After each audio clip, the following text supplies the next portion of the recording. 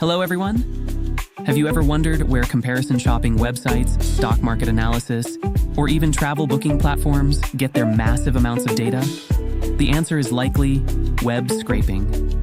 Today, let's talk about this tool that sounds technical, but is actually closely related to us. What is web scraping? What is it used for? What are the benefits? And most importantly, is it legal? Simply put, web scraping is like a tireless, automated data collector. It follows rules we set, automatically visits websites, quickly scans information on the pages, like prices, reviews, news headlines, and then organizes it into a structured format, like a spreadsheet or database, for us to analyze and use. In essence, it's a technique for efficiently gathering publicly available data from the internet. Its core benefits are efficiency, accuracy, and scalability. Imagine manually copying and pasting thousands of product details would take days, while a web scraper can do it in minutes, error-free. Now for the most crucial part, is web scraping legal?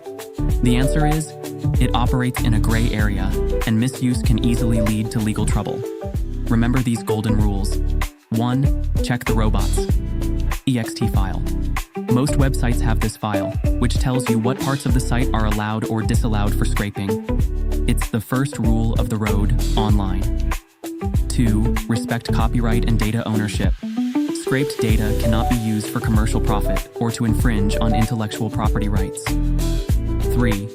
Don't overload servers.